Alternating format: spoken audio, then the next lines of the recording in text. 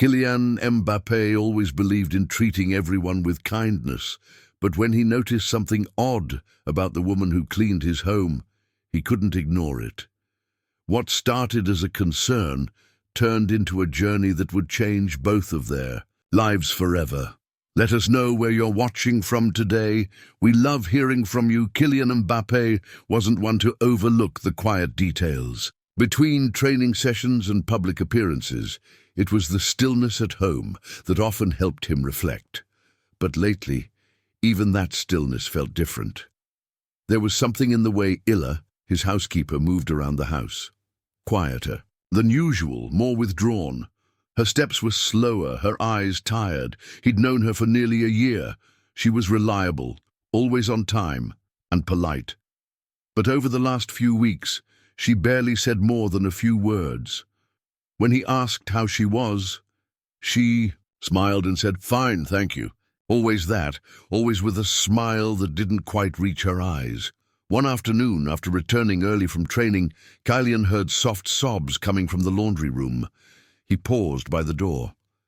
Illa was sitting on a small stool, her back to him, wiping her eyes with the sleeve of her jumper. He almost called out, "Almost!" but instead he stepped back and left her to her moment. Something told him not to intrude. That evening he sat on the sofa, a cup of mint tea in hand, unable to focus on the match playing on TV. Illa's face kept popping into his mind. He remembered how she'd once declined a gift his wife had offered, a new handbag, saying she didn't need anything fancy. He'd admired her humility back then. Now he wondered if it was pride or something else. The next day, he tried asking again, more gently. "Illa, everything all right at home?" She nodded quickly, avoiding eye contact. "Yes, thank you, just a bit tired, that's all." But Kylian didn't believe it anymore. That evening, she left earlier than usual, saying she had a doctor's appointment. Kylian watched from the upstairs window as she turned the corner, walking briskly down the street. On instinct, he grabbed a hoodie and a cap, slipped out the side door, and began following her at a distance. He felt ridiculous at first. What was he doing? Trailing someone like a character in a detective novel, but his gut wouldn't let him walk away. Illa boarded a packed bus, not a taxi, not a ride service. Kylian followed discreetly, keeping to the back. It was rush hour, and no one paid him much attention. They rode for nearly 40 minutes, well beyond the neighborhoods he was used to. She got off near a worn-out estate in East London, buildings grey and tired. She walked quickly, glancing over her shoulder once, and disappeared into a half-renovated building. Kylian hesitated, then found a corner across the street and waited. Minutes passed, then half an hour. He was about to leave when she emerged, but not alone. In her arms, a little girl, no more than 5 or 6, pale, thin, curly, dark hair. The child clung to Illa's neck, and Illa kissed her forehead with a tenderness that made Kylian's chest tighten. They walked towards a nearby shelter. Kylian kept his distance, blending into the background. He watched Illa queue for a food parcel, speaking softly to the volunteers. The little girl coughed. Illa held her close. Kylian had seen poverty in France, visited refugee camps with his foundation. But this was happening just miles from his own home, and he'd never known. On the bus ride home, Kylian sat in silence. He kept replaying the images in his head. How had he never noticed? How long had she been living like that? And why hadn't she said anything? When he returned, his wife noticed the expression on his face. "Everything okay?" He hesitated. "I need to talk to you about Illa." Kylian couldn't sleep that night, even after the house had gone quiet, even after he tried meditating like his coach had suggested. His mind wouldn't rest. The image of Illa's arms wrapped around that small girl, her daughter, he presumed, stayed with him. By morning, he'd made up his mind. Over breakfast, he spoke quietly with his wife, Amira. "Illa's not just tired. She's living in a half-finished building. I saw it. And she has a child." Amira looked stunned. "A child?" But she never mentioned. I followed her yesterday, Kylian admitted. I know it's not ideal, but I had to see. Amira didn't scold him. She simply nodded. All right, but if you're going to help, you need to do it the right way. Don't make her feel ashamed.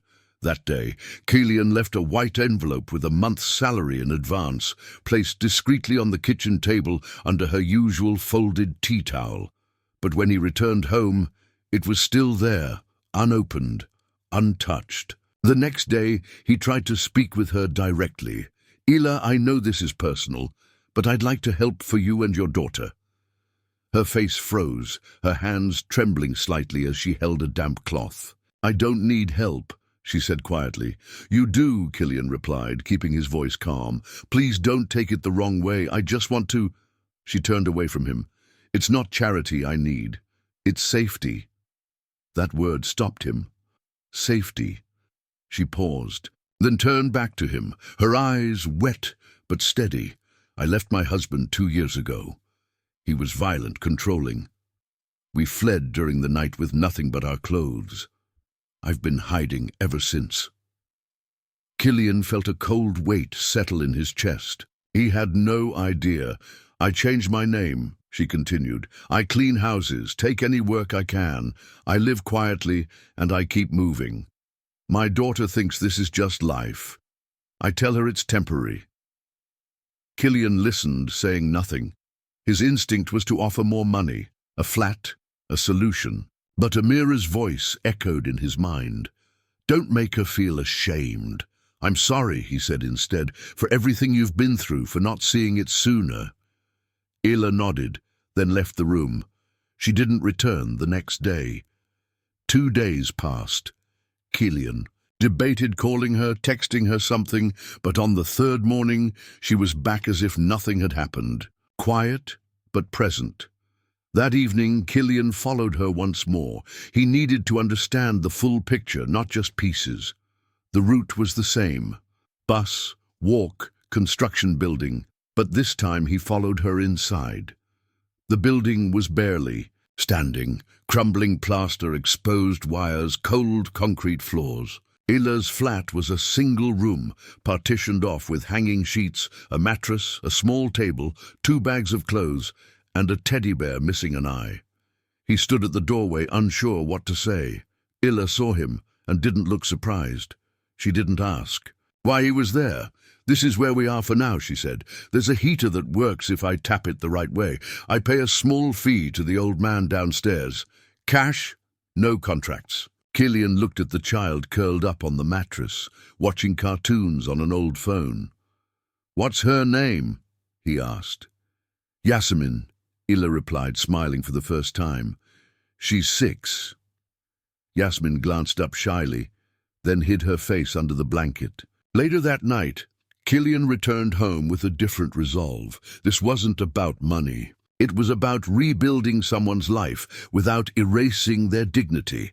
The next day, he made a few calls. He contacted a lawyer he trusted and a local charity that worked with women fleeing domestic abuse. He explained the situation without naming. "Ila, just hypotheticals for now. I'm not asking you to interfere," he later told Ila, "but I'd like to offer you choices." "Choices?" she repeated. "I say flats somewhere stable, a lawyer to help with documentation. No pressure. You're free to decline." She hesitated for a long time. Then she asked, "Would I have to go public?" "Never," Kylian said firmly. "No one needs to know, not even the press. I'll cover the costs quietly." That evening, Ila agreed to see the apartment. It wasn't extravagant. Kylian had chosen something humble on purpose. Her 2-bedroom flat in a quiet neighborhood with a nearby school and a bus route to the city center, clean, furnished, and warm. When Ila stepped inside, her hand instinctively went to her mouth. Yasmin ran to the window and looked out, squealing. "Mummy, I can see trees. I don't know what to say," Ila whispered. "You don't have to say anything," Kylian replied. As he left the flat, Yasmin waved at him with both hands. Ila watched from the doorway. She didn't say, "Thank you." She just nodded, with tears in her eyes, and somehow that meant more. That night, Kylian sat by the fireplace staring at the flames, not out of sadness but reflection. He realized that kindness didn't always need applause. Sometimes it was enough to notice the quiet ones and listen. When no one else does, the days that followed were calm on the surface, but Kylian felt an undercurrent of something unresolved. Illa had moved into the new flat. Yasmin had started school and even brought home a drawing for Kylian, a picture of the man with the kind eyes standing next to a girl with big curls and a rainbow. He kept it tucked inside a book on his shelf. But Illa remained cautious. She came and went with the same quiet energy.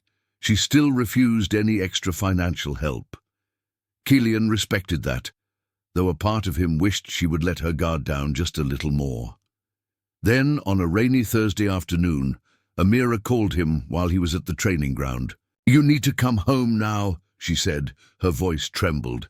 He rushed back, heart pounding. As he entered the house, Amira met him at the door with worry etched across her face. She handed him her phone. Illa called. She sounded panicked. Said someone was outside her flat. Kylian didn't hesitate. He grabbed his car keys and drove straight there. The building was quiet when he arrived. Rain tapped steadily on the pavement. Illa's flat was on the first floor. The light was on. He knocked gently. She opened the door with Yasmin clinging to her leg. Her face was pale, her hands shaking. "He was outside," she said, "just standing across the street. I didn't see his face." "Clearly, but I felt it." "Your ex-husband?" She nodded. Kylian looked out the window. The street was empty now, but the tension in the air was real. Illa hadn't been this afraid since the day she told him her story. "I don't want Yasmin to grow up with this fear," she whispered. "I can't keep hiding forever." That night, Kylian sat in his car, long after dropping them off at Amira's cousin's house, a temporary safe space. The rain had stopped, but his thoughts wouldn't settle. This wasn't just about Illa anymore. It was about the system that allowed women like her to fall through the cracks, and about what he could do, not just as Kylian Mbappé, the footballer, but as a man. The next morning he met with the charity's legal team. Her ex-husband has a record. "We've traced 3 prior reports of domestic violence," one lawyer said, "but without her pressing charges or providing a statement, there's not much we can do." "She's afraid," Kylian replied, "and frankly, I understand why. Fear is exactly what men like him rely on." Kylian nodded slowly. "Then it's time we stopped him." He returned to Illa with a proposition. Not pressure, not a solution wrapped in a bow, just a path if she wanted to take it. "We can file a protection order," he said. "You don't have to face him. You'd have support, legal aid, a proper team." Illa looked tired, exhausted really. But there was something else in her eyes now. Not defeat, but resolve. "I'm done running," she said, "but I don't want this to define me." "It won't," Kylian replied. The legal process began quietly, carefully. Illa gave her statement. The authorities launched an investigation. The shelter helped Yasmin transfer schools again just for safety. But the stress took its toll. One evening, Kylian found Illa sitting on a bench outside the solicitor's office. Her hands were clenched tightly. "He used to say, 'No one would believe me,'" she muttered, "that I was nothing without him." Kylian sat beside her. "You believed in yourself enough to leave. That takes strength, and now you're building a new life brick by brick." She didn't respond right away, but then very softly, "Thank you, not for the flat, not for the lawyers, for listening, for not turning away." In the days that followed, news of Kylian's involvement in women's advocacy started to trickle into the press. He hadn't gone public, not yet, but someone had spoken, perhaps a volunteer, perhaps one of the staff. Suddenly journalists were calling, tabloids were guessing, rumors were spinning. That's when Illa called. "I don't want to be a headline," she said, her voice calm but firm. "I don't want to be the woman Kylian saved." "You're not," he said gently, "but we can't control what people say, only how we respond." I want to disappear again, she admitted. Kylian sighed. Or you can take control of the story. The next day, they met in the small community center where Ila had begun volunteering with other women in similar situations. She stood beside him, still nervous but upright. He spoke briefly to a group of journalists, not about Ila's story, but about what women face every day in silence. Sometimes we forget to notice the people closest to us, Kylian said. Their struggles, their courage. I was one of those people, but not anymore. He ended the statement with no names, no drama, just truth. As they left, Ila squeezed his hand. That was the right kind of noise, she said. Later that evening, as Kylian walked into his house, he found Yasmin's drawing framed and placed on his desk. A mirror must have done it. It wasn't just a child's picture anymore. It was a reminder. Storm passed, but the air remained heavy with afterthoughts. Ila and Yasmin moved back into their flat after a few weeks in hiding. The court had granted a restraining order. Her ex-husband, after initial evasion, was finally located and questioned. With previous reports surfacing, the police had reason to keep a close eye. Still, caution lingered like fog in the morning, always present, always watchful. One Saturday morning, Kylian stopped by their flat. No press, no announcement, just a quiet visit with groceries in hand and a smile. Yasmin opened the door, wearing a new school jumper, 2 sizes too big. "Mom made pancakes," she shouted and ran back to the kitchen. Ila appeared with her hair tied back, a tea towel over her shoulder, and a soft, surprised laugh. "I didn't think you'd actually show up," she said. "You said pancakes," Kylian replied. "I'm only human." They ate in the small kitchen, the sunlight slanting in through the thin curtains. Yasmin told him about her new friend, Amara, and how they both liked the same cartoon. Ila watched, quiet but content. After breakfast, Kylian stood on the small balcony and looked out over the street below. Ila joined him holding 2 mugs of tea. "I don't know how to explain what this all means," she said. "Not just the flat or the help, but being seen." "You were always visible," Kylian replied. "It was me who wasn't looking properly." She smiled, but it faded a little. "I used to think silence was strength, that not asking for help meant I was in control, and now—" She paused. "I think strength is choosing to start over, even when you're tired of trying." That evening after leaving Ila's, Kylian sat with Amira at home. "I think I want to do more," he said. "Not just donate, actually use my voice." Amira raised an eyebrow. "You're already doing more than most, but it's always private." He said, "Maybe it's time it wasn't." Together they drafted a short statement. Not a campaign, not a press release, just a post on social media. For the ones who suffer in silence, for the ones who rebuild from nothing, you are not invisible. You are not alone. It went viral in hours, thousands of shares, messages from women, messages from men admitting they hadn't known. Other footballers began reposting, speaking up. Within a week, Kylian was invited to speak at a small conference, hosted by a women's advocacy group in London. He declined the stage, but he agreed to sit among the audience, quietly supporting. That day, Ila stood on stage for the first time, speaking not as a victim, but as a volunteer. She never mentioned names, she never told the whole story, but her words held weight. "I was afraid for a long time. And then someone noticed. And sometimes that's all it takes, for one person to notice and care enough not to walk away." The room was silent when she finished. Some applauded, others cried quietly. Kylian stayed seated, head down, proud. After the talk, Ila approached him with a folded sheet of paper. "It's from Yasmin," she said. It was a drawing of a house with 3 stick figures in front, one tall, one with long hair, and one small with big curly lines on her head. Above it, in child's handwriting, "We are safe now." Kylian folded it. gently slid it into his jacket pocket and nodded. "I think it's time I frame this one too," he said. Life didn't return to normal. It became something new. Illa started working part-time at the same organization that had helped her escape. She wasn't just a story of survival now. She was part of someone else's beginning. Her days were filled with routine, school drop-offs, paperwork, cups of tea shared with women who had eyes full of questions and hearts full of fear. She knew that feeling. And now she knew how to respond. One afternoon, Kylian dropped by the office unannounced. He brought a box of children's books for the reading corner.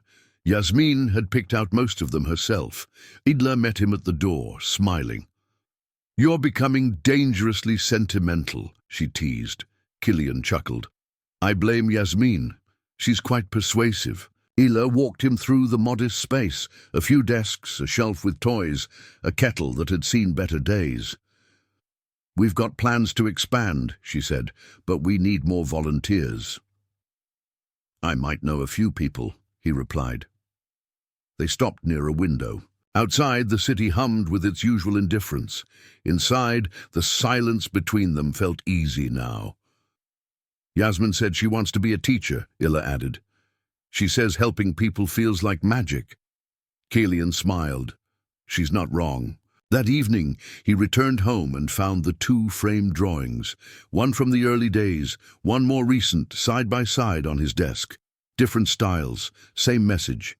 He sat down to record a short video for his foundation's campaign.